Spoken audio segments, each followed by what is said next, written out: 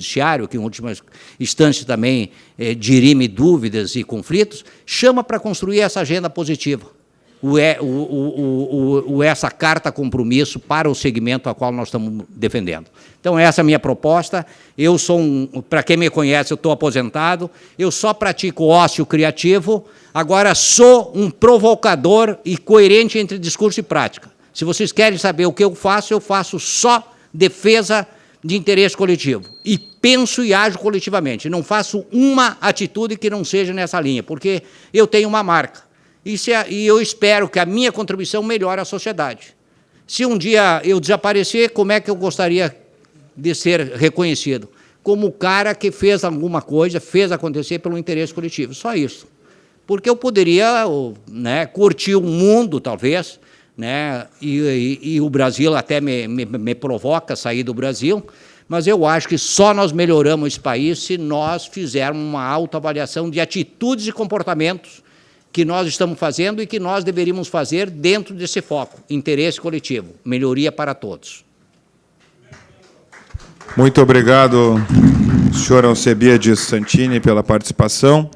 E nós agora vamos passar a palavra para o senhor Henrique Osório Dornelles, representante da FederaRroz, que utilizará aqui uma apresentação do PowerPoint. Eu gostaria que a nossa equipe apagasse essas luzes aqui da frente, para que ficasse com mais facilidade de visualização. O tempo está à sua disposição, senhor Henrique.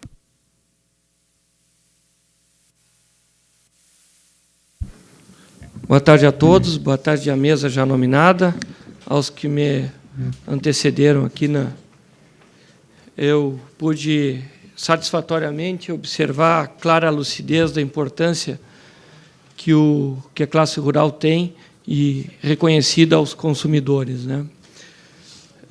Eu gostaria só de, antes de iniciar o meu raciocínio, eu trouxe algumas coisas mais técnicas, porque situações me proporcionaram um treinamento, inclusive na ANEEL, juntamente com o seu Ademir, lá da Farsul, que eu participei do Conselho de Consumidores da S-Sul, representando a Farsul. O seu Ademir vem aqui representando a Farsul também, e que eu acho que deva ser convidado todos os elementos dos Conselhos de Consumidores das 3 grandes concessionárias para que venham contribuir aqui também, né? Bueno, imaginem os senhores se essa situação um tanto catastrófica para o próximo ano, se não chover nas bacias, uma possibilidade de racionamento de energia elétrica. Isso vai muito além da economia, ou muito além da comodidade de todos os senhores que moram no meio urbano. Isso é produção de alimentos, senhores. Nós vamos ter, certamente, nós vamos ter um problema na produção de alimentos, especialmente arroz, altamente dependente de irrigação, é arroz irrigado, não é arroz sequeiro. Então, vocês vejam a complexidade que nós estamos enfiados, né? E que não passa somente pela nossa comunidade. Enfim, por favor. A área irrigada no Brasil, até 2006, ela não vem tendo um crescimento, um bom crescimento. É claro que, nesses últimos anos, houve uma impulsão muito grande em virtude dos programas adequados dos governos, inclusive aqui no Rio Grande do Sul, sobre o Mais Água, Mais Renda.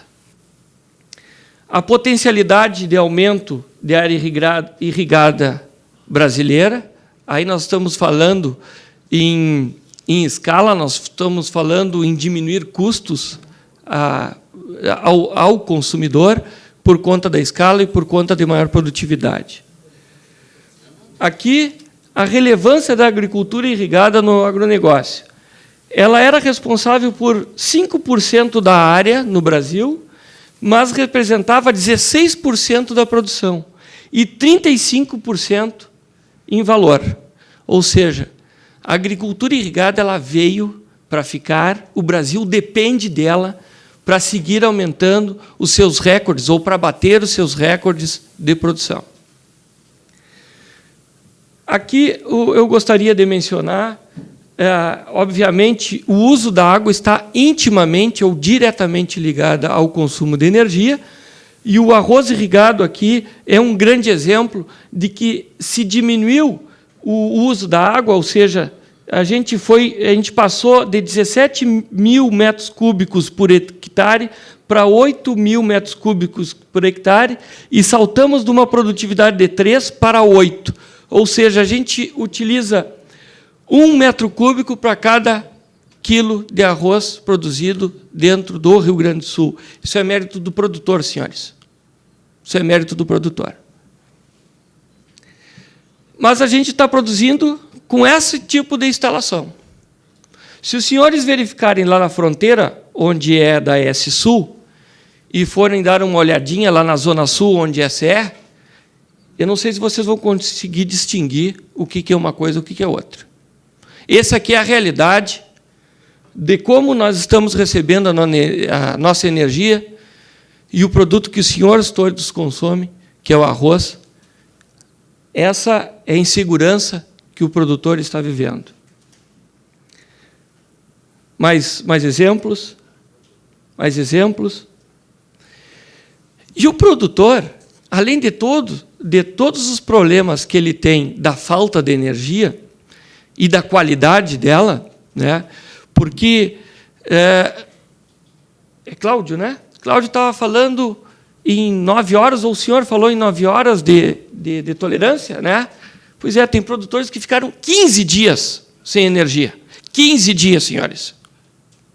Será que restou algum funcionário dele na granja dele, dormindo num calor de 35 graus? Tá? E, além de toda... Eu estou falando de trabalhadores rurais, senhores. E nós estamos em plena lei da escravidão, que eu tenho que dar condições mínimas aos meus trabalhadores. E eu não tenho energia para que eu possa suprir o conforto desse pessoal durante a noite. Então, nós temos problema de produtividade e nós temos problema de custos. O arroz irrigado ele tem ganhado um mérito por utilizar uma baixa carga de agroquímicos. Isso aí não vem por acaso, é porque é arroz irrigado por inundação. A água ela faz uma barreira física natural às invasoras. E assim não há necessidade de uma nova carga de agroquímicos em cima da lavoura. A ausência dessa água me faz eu colocar mais uma carga de agroquímico. Então, o problema de energia elétrica não é só econômico, não é só alimentar, é ambiental, senhores, também. Além do mais, as oscilações de energia provocam queima de equipamentos, que a ANEEL não é culpa nem da CE, nem da S-Sul, nem da RGE. A ANEEL proíbe de que nós sejamos ressarcidos por problemas de energia elétrica. Tudo vai judicialmente. Judicialmente a gente tem ganho, mas eu acho que a gente não precisa engordar essa fila, né? Eu acho que em tempos de tanta preocupação com fome, uma cena dessas eu acho que não é concebível, né? Por favor. Aí a questão da energia elétrica, a questão das invasoras que eu estava comentando. E, senhores, a gente vem tentando, desde 2005, fazer um trabalho profissional coerente e proativo no sentido de buscar tanto a S-Sul, Conselho de Consumidores, a ANEEL, com o objetivo de melhorar, de chamar a atenção, de atenuar esses problemas que estamos enfrentando. E muito pouco se evoluiu. Existem evoluções pontuais, sim, existem, mas existe muito trabalho para ser feito. 2006, novamente, Conselho de Consumidores aí. 2007, mais reclamações. 2008, encontro técnico sobre eficiência melhor utilização da energia. Aqui, um seminário estadual, onde nós reunimos a ANEEL, a GERGS, Ministério Público Federal, e a coisa persiste. Aqui, mais um exemplo que a gente foi a todas as esferas possíveis, mas como os procuradores eles acabam migrando de um lugar para o outro, o processo acaba ficando na prateleira. Pode tocar? A evolução da situação, eu já comentei para vocês que nós tivemos várias situações de melhoria, mas a falta de fiscalização deixa que as concessionárias interpretem as resoluções conforme sua conveniência e também descumprem sem qualquer ônus. É uma ação paliativa que é muito técnica, não vale a pena comentar. Também, uma outra ação paliativa que nós, na Fronteira Oeste, distribuímos várias equipes de ação remota para que a gente pudesse atenuar os problemas que acontecem no meio rural. E os resultados das resoluções tarifárias. Eu acho que aqui é que nós temos o principal problema hoje da distribuição da energia elétrica. Muitas vezes, a concessionária ela até quer fazer o investimento, mas a ANEEL não libera. Por quê?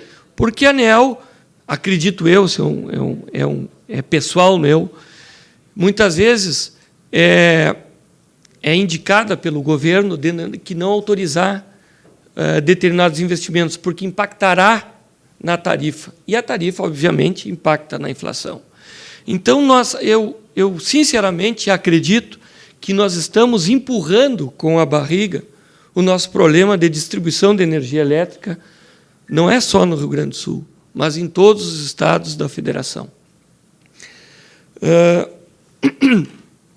Também acredito que nós deveríamos também enfrentar problemas com as estatais, que aparentemente têm uma eficiência técnica menor que as demais, em função de acordos políticos, etc. e tal. Tá? Pode passar. Outro problema muito sério. A ANEEL é essencialmente urbana. A ANEEL sabe o que acontece dentro das cidades, dentro dos municípios, mas ela não sabe o que acontece no interior do município. Ela não sabe como é que se produz arroz, como é que se produz leite. Em 2006, 80% dos problemas de qualidade na S-Sul era rural. Em 2009, aumentou para 85%.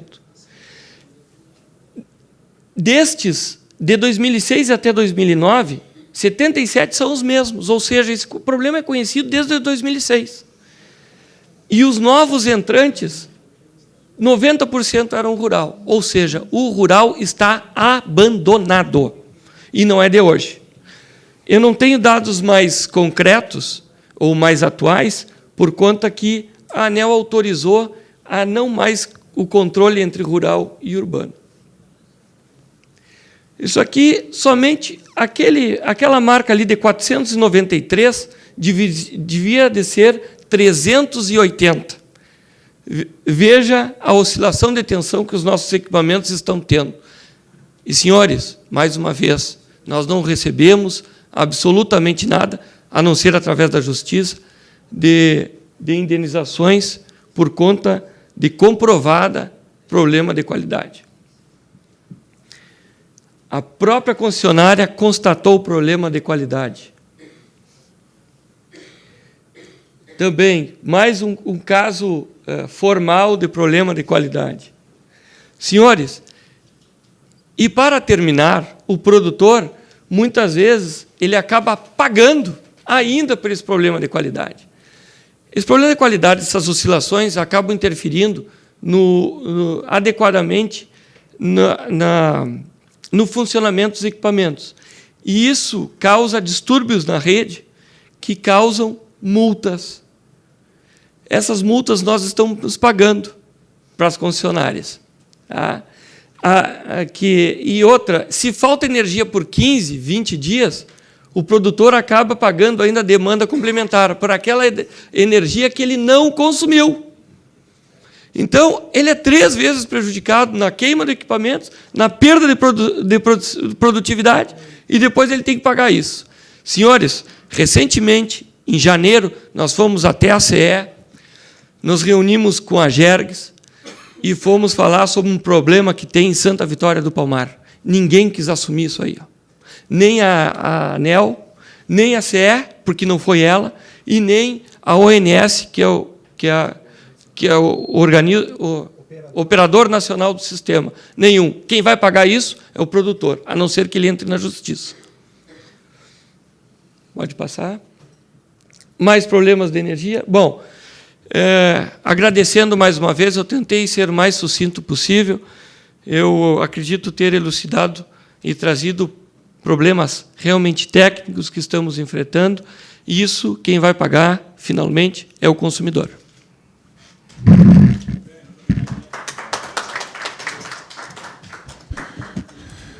Muito obrigado, o senhor Henrique Osório Dornelles. Eu quero agradecer as entidades representadas aqui, o público que nos acompanha também, o telespectador da TV Assembleia. A nossa CPI sempre é transmitida ao vivo pela TV Assembleia. E agora nós escutaremos os deputados que se inscreveram. Eu vou passar a palavra para o deputado Frederico Antunes, que está inscrito para manifestar os seus posicionamentos. À disposição, deputado. Obrigado. Saúdo o nosso presidente, deputado Lucas Redecker. Agradeço ao nosso relator pela gentileza de me permitir aí falar antes dele. Saúdo a todos também que estão aqui colaborando com seu conhecimento, com as suas também reivindicações, os trabalhos que, pelas entidades que os senhores representam, possam contribuir para a nossa comissão parlamentar de inquérito também estão sendo apresentados. Então, por tudo isso, eu também agradeço a presença e a participação de todos. Saúdo a todos também que têm, nas segundas-feiras, dedicado esta tarde, as tardes para poder falar sobre falta de energia. A primeira manifestação, doutor Cláudio, é tentar lhe responder por que a CPI não está tendo tanto espaço, né? Como foi o senhor que falou? Tanto espaço na mídia. Tanto espaço na mídia. Tá? Normalmente, o espaço na mídia é quando existem situações de conflito explícito. Nós ainda não tivemos isso ainda aqui. Talvez vamos ter, mas ainda não tivemos. A CPI, no comando do deputado Lucas Redecker, vem buscando, num primeiro momento, por uma organização que foi traçada pelos parlamentares que fazem parte dela, colher informações, né, para depois nós começarmos a parte de questionamento de quem tem responsabilidade de execução. Me parece que, nesse momento, nós vamos ter, sim, bons debates. E aí acredito que a mídia vai dedicar um pedacinho do seu espaço para poder falar sobre isso, apesar de nós estarmos no ano de Copa do Mundo. E eu acho que esse período, presidente, vai chegar quase que no mesmo momento do calendário da Copa do Mundo. Eu trago aqui, então, já uma sugestão para ser, quem sabe, pensada, já que não deve existir, imagino eu, a necessidade da votação, pode ser por deliberação da presidência, de nós passarmos a reunião que está prevista nos dias, ou dia 16 ou dia 30 de junho, com a direção da CE, para antes destes dias. E eu explico um dos motivos. Eu gostaria de ver da Companhia Estadual de Energia, relator, a conta que a lei exige que deve estar o recurso, aquele 1,3 bilhões de reais, que, num primeiro momento, o governo tentou a liberação na Assembleia para utilização no seu caixa único, e nós vinculamos por uma emenda, e depois essa emenda foi vetada e nós derrubamos o veto. Então, portanto, tem que ter uma conta exclusiva. E a informação que eu tive da assessoria da nossa CPI é que foi dito a nós aqui que, antes de uma regulamentação da lei, não haveria possibilidade da constituição desta conta. Eu acho que não é bem assim. Eu acho que não tem necessidade absolutamente nenhuma de ter regulamentação para poder fazer a abertura, né, da conta. Eu acho que nós estamos vendo o governo ganhar tempo, enquanto esse recurso provavelmente já tenha sido utilizado para outras finalidades. Então, como eu tenho dúvidas, eu não estou fazendo afirmações, eu estou tendo aqui pontos que eu levanto que poderão estar acontecendo, eu imagino que nós podemos antecipar esta reunião com a CE antes que a gente não tenha mais o que fazer. A primeira sugestão ao relator e ao presidente é esta. A segunda questão é, Henrique, sobre a possibilidade de nós ampliarmos, presidente, é uma pergunta, né, ao presidente da Federarroz, meu querido amigo Henrique, ampliarmos a atração para o uso de subprodutos,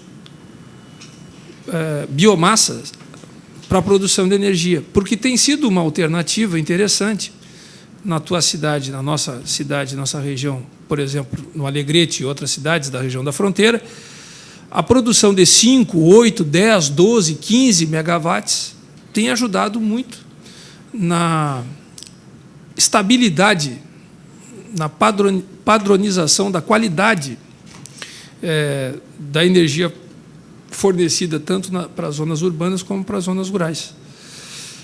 Então, eu não vejo hoje programas que incentivem esta utilização de massa, né, de biomassa, para que o produtor possa entregar a casca de arroz, não, a indústria entregar a casca de arroz nessas bases de produção de energia, com isenções ou com estímulos, porque aí nós estamos resolvendo dois problemas, o ambiental e a geração de energia, que é algo que falta nas nossas regiões. Eu estou falando de casca de arroz, eu poderia falar também de outras biomassas, né, outros tipos, mas estou usando mais em homenagem ao presidente que está aqui e conhece muito bem esse tema. A cana-de-açúcar e outros produtos já têm incentivos de tributação e de custos, de frete, etc., num programa nacional. Então, nós teríamos que ver a comissão, deputado Lucas, o que podemos fazer para que, no nosso encaminhamento de relatório, também exista e conste sugestões para isso vir a acontecer aqui no Rio Grande do Sul, né, para estas biomassas, né?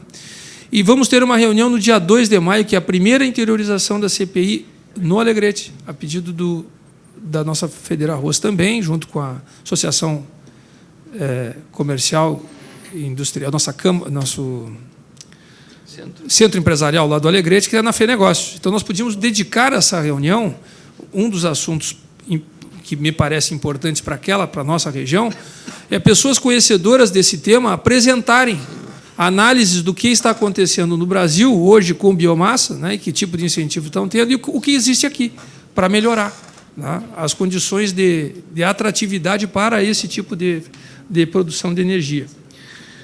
A outra questão é a questão que eu volto a dizer, nós estamos com um êxodo galopante do meio rural. Né, e isso é preocupante, porque as pessoas saem do campo com vocação de ficarem no campo. E não tem quem substitua essas pessoas. Porque ou elas acham que esse trabalho não é para elas, que moram na zona urbana desde que nasceram, né? Ou elas mesmas podem ter vontade de fazer isso, mas elas não têm vocação, ou seja, até pegar o know-how, o conhecimento para produzirem, se passaram aí safras e se passaram também conquistas de mercados que vão ser por outros conquistados e nós vamos estar perdendo. Então, é um problema social. Nós estamos falando, sim, de um problema eminentemente social. Nós não estamos falando de um problema econômico somente, né? Nós estamos falando de um problema social.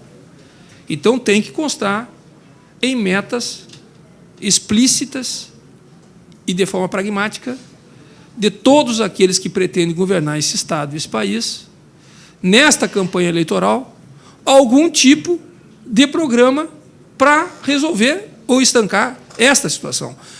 O termo certo seria estancar, porque a solução ela vai vir ao decorrer do prazo. E aí, presidente Lucas, eu estou sugerindo também que nós façamos um trabalho com algum grupo que nos ajude, que tenha essa metodologia, que possa contribuir para que exista um ponto de referência desta CPI em relação a demandas, né, e atendimentos, para que no ano que vem, o mínimo que essa CPI possa surtir efeito, nós consigamos, com estas análises da radiografia atual, termos noção de avanços ou não avanços, né, ou não termos avanços. Porque nós não temos essa referência. Nós podemos chegar aqui no ano que vem, Catarina, e dizer o seguinte, ó, em relação ao arroz, tá, o que aconteceu, Henrique? Melhorou ou piorou? Melhorou. Pronto. Avançamos um tanto, então nós estamos no caminho certo. Não tanto, quem sabe, no tempo que nós gostaríamos, que tudo fosse solucionado, mas já houve um avanço. Então, nós temos um trabalho para fazer essa medição. Acho que já é uma contribuição fantástica para a indústria, para a produção primária, para as donas de casa, para as famílias, né, para as residências, ter uma referência do que o nível de melhoria que houve. E também dizer que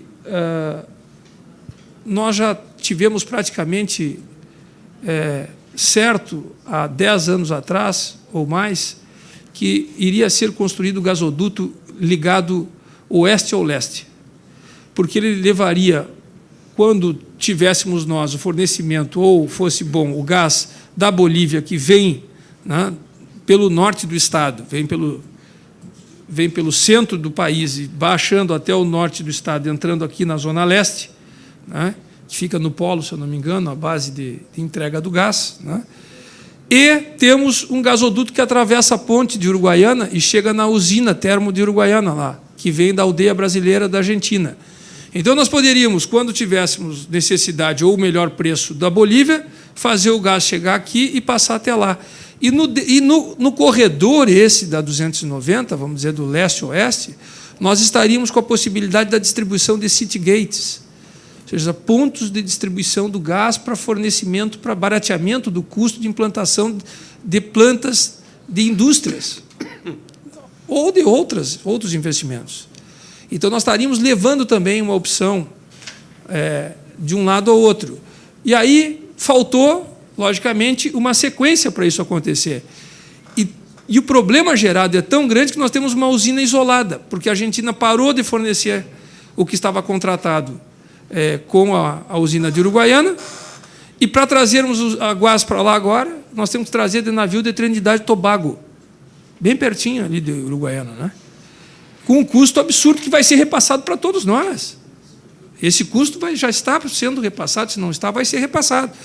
Então, presidente, trazer quem estava responsável na época pelo gasoduto que seria o gasoduto ligando o leste-oeste, para nos fornecer a informação de por que esse projeto parou e quem pode e como podem fazer para retomar, né, que para nós, para a região, era também extremamente importante. Então, de momento, era esse meu pedido de troca da reunião da CE, com a presidência da CE, também para falar sobre essa qualidade, esse déficit de qualidade dos serviços na zona em que ela abastece a produção, e falar sobre esta conta. Onde está o dinheiro? 1,3 bilhões de reais ou mais que deveriam estar na conta específica que até agora nós não vimos, né? E é um papel que a nossa comissão parlamentar de inquérito pode fazer, antecipadamente agora, antecipando essa reunião com o presidente da CE. Muito obrigado, presidente. Obrigado, deputado Frederico Antunes. Em relacionado às sugestões, deputado, todas elas estão aqui, evidentemente, muito bem-vindas e parabéns pelas sugestões. Nós vamos avaliar, e pessoalmente com Vossa Excelência, posterior a isso, porque a nossa agenda ela já está distribuída e nós deixamos as inquirições com RGE, ASSU e CE, elas individualizadas, cada uma em uma reunião, ou seja, não faremos mais de uma concessionária no mesmo dia, em virtude, na nossa visão, justamente do que Vossa Excelência falou, da demanda que terá e do extenso debate. Porque duas concessionárias, quem sabe, nós teríamos um tempo que não seria suficiente a tudo isso. Então, nós vamos analisar a tentativa da readequação das agendas para que a gente consiga compor da maneira melhor possível, que consiga dar o melhor andamento possível ao nosso debate e, acima de tudo, a investigação da CPI. Eu vou passar a palavra para o Henrique responder a pergunta do deputado Frederico Antunes e, posterior, eu passo a palavra ao nosso relator para fazer suas ponderações. À disposição, Henrique.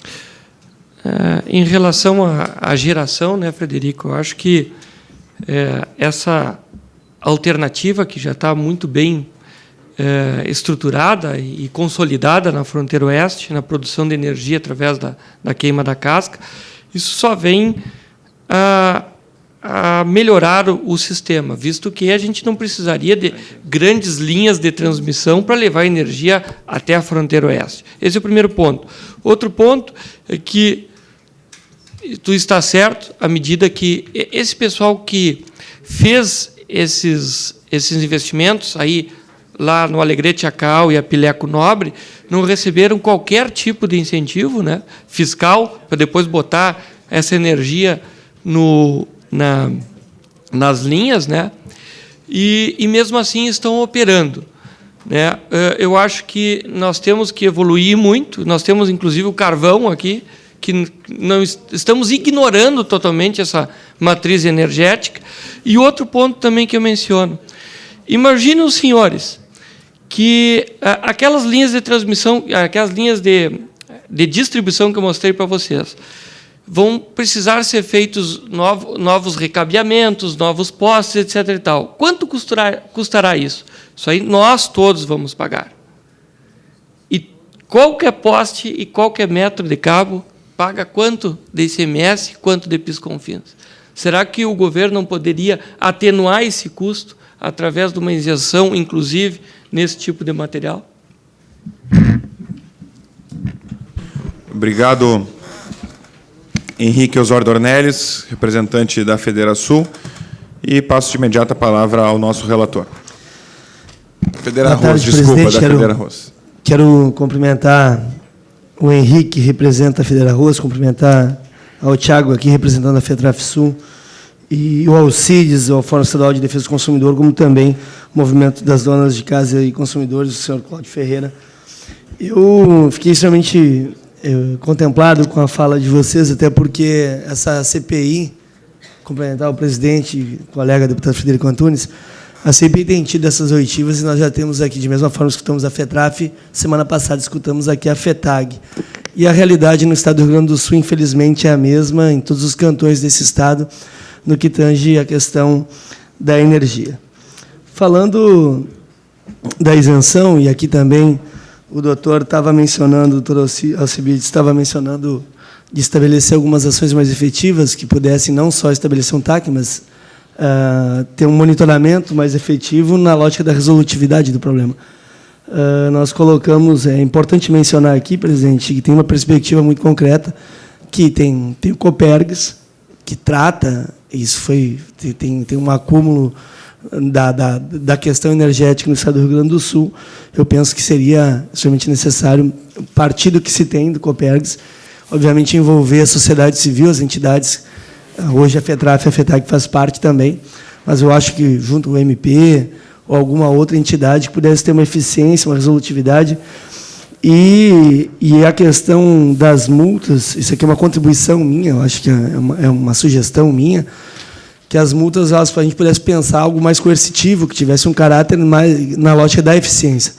Porque, como mencionou muito bem o Cláudio aqui, a multa ela deixa de ser pedagógica e estabelece a manutenção da má prestação, não acena para uma resolutividade. E à medida que vá avançando, a tendência tende a piorar, né, Henrique? Se hoje já está ruim, já está péssimo, está degradado os postes, toda a distribuição, com o passar do tempo, e, obviamente, sem ter a justa manutenção, isso tende a implementar.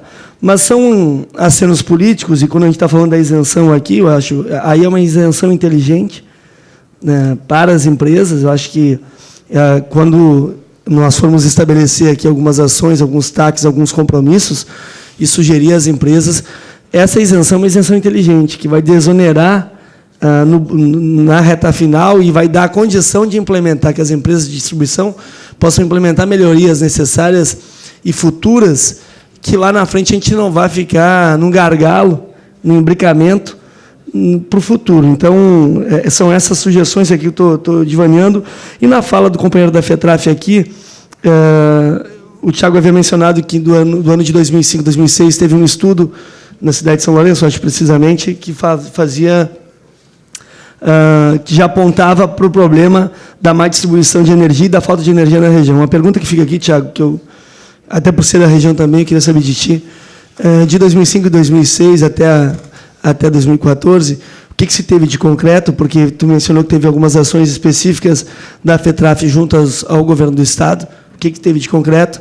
A gente sabe que hoje tem a subestação do Morro Redondo, que está na planta, é um projeto, como também tem a subestação de São Lourenço, que foi pauta ainda no ano de 2012, final de 2012. Como está, o que vai implicar isso, se já tem uma realidade concreta, se vocês já conseguem dimensionar isso. E, para além da questão da subestação, que a gente está falando, a questão da distribuição, como é o cenário dos postes, essa relação da distribuição nas pontas, se tu pudesse mencionar isso. E, de resto, agradecer aqui a disposição do Alcibiades e também do Henrique, a contribuição, como também do Cláudio, frente à realidade. E, de fato, eu acho que o governo tem que ter uma política de Estado e a eficiência que se tem no país argentino, no país vizinho aqui, que nós pudéssemos ter também o mesmo rigor, o mesmo controle, e isso só vai se ter se tiver um projeto político pensado e construído para esse ano de 2014, agora aqui, se tiver na plataforma eleitoral dos candidatos, não só o governo do Estado, mas também a presidência da República, que possam estabelecer, se debruçar sobre o tema, na lógica de, num primeiro momento, ser paliativo, estancar e acenar para um superávit, para uma criação, para uma certa autonomia financeira para o futuro do país. Mas, Tiago, a pergunta que fica é essa. Então, era isso, senhor presidente. Obrigado, deputado Catarina. Eu já passo de imediato para responder o questionamento do deputado. O Tiago Klug, representante da FETRAF Sul. Deputado Palladini, acho que, vamos dizer, nós temos vários problemas que são de várias linhas, né? O município de São Lourenço, para quem não conhece, ele tem uma extensão de 60 quilômetros de São Lourenço a Canguçu e de Cristal a Turuçu de 60 quilômetros de um ponto a outro. Então, tem várias linhas de distribuição. Nós tivemos, dentro desse processo, ali, desse último período, alguns investimentos em linhas de distribuição, que são linhas grandes, né, que são a linha do Taquaral e a linha que a CE chama lá de linha 6, tá? Que pega um pedaço do município. Então, nós tivemos assim uma melhora na falta de energia, daquela energia constante de faltar 2, 3 dias ali. Mas ela ainda tem um problema principal, que é o problema dos transformadores fracos, né? Então, por exemplo, a rede de Taquaral, ali, que beneficia cerca de 300 famílias no interior de São Lourenço, tu teve uma melhora na distribuição, mas ela tem ainda bastante problema nos transformadores, onde teria que lá nós investir e botar 3, 4 transformadores para 2, 3, 4, onde tem hoje 1 ou 2 transformadores, né? Então, seria, vamos dizer, mas a gente teve avanço. Acho que tem a questão, a pauta naquele período, acho que se deve muito ali, São Lourenço, nós temos uma mobilização social mais forte por parte das associações, dos agricultores, por isso acho que também deve acontecer ali, né? Mas aí tem algumas questões que estão em andamento, né? Que são a subestação, além de Morro Redondo, eu citaria tem Dom Feliciano, uma subestação, e a de Morredon, não sei se contempla a da Arroio do Padre, ou tem mais uma em Arroio do Padre para ser construída, e que tem a de São Lourenço também, que é anterior ali um pouco a esse processo, mas que se deu em função dessa movimentação.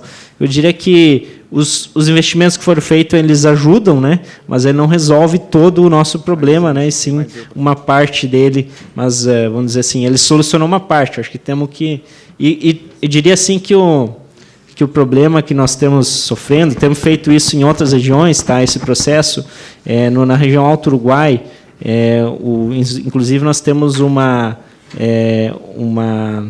ajustamento de conduta junto com o Ministério Público com o SUTRAF, o Sindicato Unificado do Alto Uruguai, que tem todo um processo de ajustamento de conduta devido aos problemas que nós temos de energia elétrica. Então, eles se expandem, na realidade, eu citei São Lourenço pelo conhecimento que eu tenho do local por ser de lá, mas ele tem esse problema em várias outras regiões, onde a gente solucionou alguns problemas, onde as concessionárias fizeram o investimento que melhorou parte do problema, mas a gente enxerga e reconhece o melhoramento desses investimentos, né? Acho que tem até a questão da agência aqui, da Copergs, que a gente vê os investimentos que são feitos, mas eles não nos resolvem todo o problema que nós temos no meio rural. Presidente, Obrigado, Tiago. Eu retorno a palavra ao deputado Catarina. Só para concluir, eu acho que também aquelas multas que foram mencionadas pelo Henrique aqui, a gente teria que estabelecer uma lógica do bom senso junto à CE, porque se não presta serviço, não consegue, além de criar um problema, não presta serviço com excelência, ainda pune, acho que teria que ter um controle aqui também, que a gente pudesse... Henrique, eu não sei se tu consegue, obviamente não tens aqui, mas se tu pudesse dimensionar isso, esse conjunto de multas, como também eu estava falando aqui com o Cibiades, também dos processos de defesa, as demandas junto ao PROCON, para a gente avançar, mensurar isso, entendeu? É um contrassenso tu pune 3 vezes o trabalhador que está nas pontas que busca contribuir. E da mesma forma que, não só na isenção, mas que aqui pudesse estabelecer junto ao MP e essa casa política, o bom senso para que a gente conseguisse reparar isso, essa injustiça que a CE, que o Estado ou que as empresas vêm executando junto ao trabalhador. Talvez não tenhas aqui, mas que possa trazer, possa encaminhar para a gente, por favor. Era isso, presidente. Obrigado, deputado Catarina. Então, encaminho a pergunta do deputado para dar a resposta ao senhor Henrique Osório Dornelles, da Federal. Ok, eu vou procurar junto às associações nessas regiões aí, com o objetivo da gente quantificar e poder contribuir, sim. Obrigado, presidente Henrique. Passando a palavra ao senhor Alcebiades, que gostaria de fazer uso da fala, por favor. Bem, rapidinho, eu queria fazer uma correção. A nossa entidade é Fórum Latino-Americano de Defesa do Consumidor, deixou de ser estadual. É só uma correção para efeito de registro. Eu queria provocá-los mais um pouco. Eu ouvi muito atentamente, principalmente o Poder Legislativo aqui, que se pronunciou mais, e o deputado Frederico Antunes mostra também um aspecto muito importante, que é o aspecto social. Não deixa de ter grande razão nisso aí. Agora, eu pergunto a todos vocês, que são, né, uma plateia altamente qualificada, vocês já ouviram, como política de Estado, alguém pensar o Brasil que nós queremos, o mundo que nós queremos, o Rio Grande que nós queremos, numa visão de estadista, daqui 50, 100 anos? Vocês já viram pensar num segmento de energia elétrica, que é um serviço tão essencial e que mata gente, sim, né, muito mais que telecomunicações, de pensar um segmento e a energia elétrica que nos daria tranquilidade e asseguraríamos um serviço continuado? Então, o que eu quero provocar é o seguinte: nós realmente vivemos um Brasil de faz de conta, é um fingimento quase que generalizado, muito papo e pouco ato. E vejo aqui um cenário extremamente preocupante, né? Eu não sou da área, sou consumidor apenas, pago a conta, mas eu vejo que tem mocinho e bandido dos dois lados, inclusive do consumidor. O cara que provoca o gato, e nós, como cidadãos, não denunciamos. E esta conta é socializada entre todos. Então, nós não exercemos o papel pleno de cidadão, né? Porque nós temos medo, porque o Estado informal está dominando o Estado formal no Brasil. E aí eu vejo as alternativas exatamente inteligentes e pertinentes. Aí eu pergunto o seguinte: o que vai acontecer depois de encerrados os trabalhos da CPI? Se nós voltarmos com a CPI da energia elétrica daqui a 2 anos e fizermos essa pergunta, o que aconteceu de efetivo e de melhoria para todos os atores? Quase que absolutamente nada. Então, o deputado me perguntou, mas tem alguém que possa fazer acontecer? Eu acho que tem. É não deixar nenhum ator fora desse segmento, nenhum ator. Aí o colega lá diz, mas a ANEEL não nos ouve. É claro, se for uma entidade só, a ANEEL não vai nos ouvir, como todas as agências, são loteamento de cargo. Não bota o indivíduo com o perfil adequado à exigência do cargo. Não bota. E aí atender uma política de partido e de governo, e não de Estado. Aqui, e não é culpa da GERGS, aqui nós temos um cargo dentro da GERGS que tem que ser preenchido com um cara que tenha tradição e tenha experiência na área de defesa do consumidor. Quem é que bota? Um cara que não se elegeu. E esta casa aqui aprova a indicação contra a norma legal. E aí a gente questiona o Ministério Público, que deveria revogar o ato do Poder Executivo e Legislativo, também não faz. Agora nós criamos um clima favorável que a própria norma da GERGS vai designar esse cargo para o Conselho Estadual de Defesa do Consumidor indicar um representante com perfil adequado. Então, o que eu queria propor aqui? Dever de casa. Eu acho que vocês têm uma missão nobre, importante, tem várias soluções. Agora, se não tiver a humildade de chamar todos os atores numa linha de respeito e de fazer uma convergência dessa inteligência e dessa experiência, com prazo definido, definindo quem faz o quê, com reuniões específicas, não pode reunião de trabalho passar de 1h30, com avanço entre uma reunião e outra e com uma meta a ser atingida, aí todos ganharão. Caso contrário, nós vamos ter relatórios. Lamentavelmente, eu tenho que dizer isto porque é o cenário que nós vivemos. Obrigado, senhor Alcebiades Santini, que representa o Fórum Estadual de Defesa do Consumidor. Fica bem claro aqui, a todos que acompanham, dia após dia, nós estamos escutando já a 3ª reunião, escutando as entidades, o problema que nós temos que é pontual, que é o problema da qualidade de energia elétrica, tanto no campo quanto na cidade. Mas nós estamos vendo que no interior do Estado ele não é uma novidade, infelizmente. Ele